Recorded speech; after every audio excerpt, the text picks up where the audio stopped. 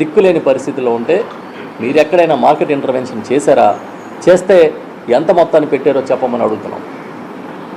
మామిడికి ఆర్భాటంగా కేజీకి అంత ఇస్తాం ఇంత ఇస్తామని ప్రకటనలు చేసి కనీసం కేజీకి 4 రూపాయలు కూడా ఇవ్వని పరిస్థితి ఇవాళ మేము చూస్తూ ఉన్నాం. మళ్ళీ మామిడి సీజన్ వచ్చింది. ఇవాళ వరకు మీరు ఇస్తానన్న డబ్బులు పూర్తిగా ఇవ్వలే. ఒక ఉల్లి అవ్వచ్చు, ఒక పసుపు అవ్వచ్చు, ఒక అరటి అవ్వచ్చు, ఏ రైతులు మీరు ఆదుకున్నారో చెప్పండి. ఇప్పుడు ఇవాళ అరటిని టన్ను 5,000కి అమ్ముకునే దుస్థితిలో రైతాంగం ఉంది. ఒక బత్తాయి ఎక్కడ అమ్ముకోవాలో తెలియని పరిస్థితి. మార్కెట్లో అగమే గోచరం. టమాటా రోడ్ల మీద పారబోస్తున్నారు. ఎంత దుర్మార్గంగా అంటే ఏ పంట కూడా రైతు నేను అమ్ముకోగలుగుతాననే ఒక నమ్మకం ఇవాళ కలగని పరిస్థితిలో వ్యవసాయం చేస్తూ ఉన్నారు. మా ప్రభుత్వ హయాంలో ముఖ్యమంత్రిగా జగన్మోహన్ రెడ్డి గారు ఉన్నప్పుడు ఇది ప్యాడీ ఫార్మర్స్ దగ్గర మొదలుకొని ప్రతి రైతుని మార్కెటింగ్ ఇంటర్వెన్షన్ ద్వారా చేయి పట్టి నడిపించారు. ఇంచుమించుగా 7,800 కోట్ల రూపాయలతో మార్కెట్ ఇంటర్వెన్షన్ చేసి ఆ రోజు వివిధ వ్యవసాయ ఉత్పత్తులు కొనుగోలు చేసి మార్కెట్లని స్థిరీకరణ చేసిన విషయం అబద్ధమా అని మేము అడుగుతున్నాం. ఇవాళ మీరు 300 కోట్ల రూపాయలు మార్కెట్ల స్థిరీకరణ నిధి అని చెప్పి మీరు బడ్జెట్లో పెట్టి 300 కోట్లతోనే మొత్తం వ్యవసాయ ఉత్పత్తులన్నింటినీ కూడా ఉద్ధరించగలుగుతాం, రైతాంగాన్ని ఉద్ధరించగలుగుతామని భావిస్తూ ఉన్నారంటే ఎంతకన్నా సిగ్గుచేటు ఉంటుందా? ఎంతకన్నా మీరు నిర్లక్ష్యం ఉంటుందా మీకు అని నేను అడుగుతూ ఉన్నా. మార్కెట్ ఇంటర్వెన్షన్ మీద ఆనాడు మొన్న జరిగిన అసెంబ్లీలో ఎందుకు ముఖ్యమంత్రి గారు మాట్లాడలేదు? ఇదిగో ఈ మార్కెట్ ఇంటర్వెన్షన్ చేశామని ఎందుకు గట్టిగా చెప్పలేకపోయారు? చేయలేదు కాబట్టే చెప్పలేకపోయారు. చేతగాని విధంగా చేతులు ఎత్తేసి రైతుల్ని గాలికి వదిలి మార్కెట్లో అమ్ముకోగలిగితే వాడు అదృష్టం, రోడ్ల మీద పోసుకుంటే దురదృష్టం అన్న పద్ధతిలో మీరు పనిచేస్తూ ఉన్నారు.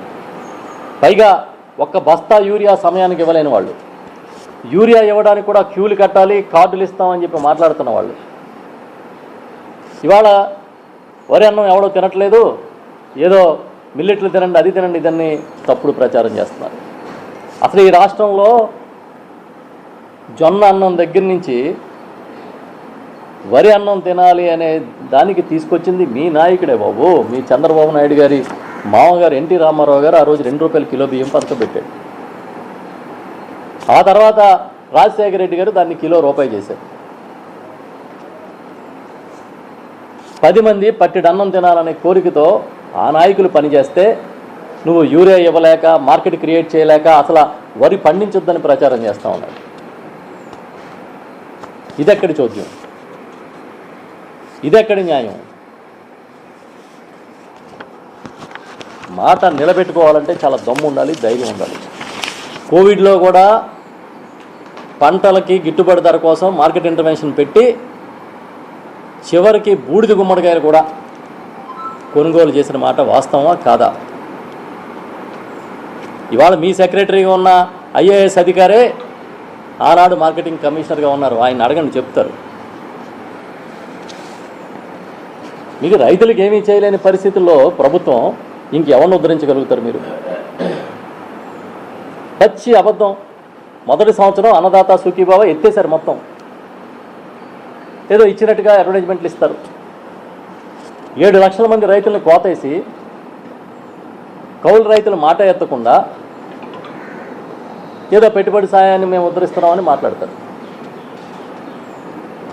పలానా పథకాన్ని మేము చెప్పినట్టు చేసామని చెప్పండి, చూద్దాం. ఇదిగో లెక్కలు తీస్తే జగన్మోహన్ రెడ్డి గారి హయాంలో 84,66,000 మందికి 0 వడ్డీ పథకం అమలైంది. రైతులకి పంటల బీమా ప్రీమియాన్ని ప్రభుత్వం తరపున చెల్లించి 54,55,000 మందికి 7,802 కోట్ల రూపాయలు ఉచిత పంటల బీమా అందజేయడం జరిగింది. ఒక్క సీజన్లో నష్టం జరిగితే మళ్ళీ సీజన్ వచ్చే నాటికి వాళ్ళకి ఇన్పుట్ సబ్సిడీ ఇవ్వడం జరిగింది. ఏ సీజన్లో నష్టం జరిగితే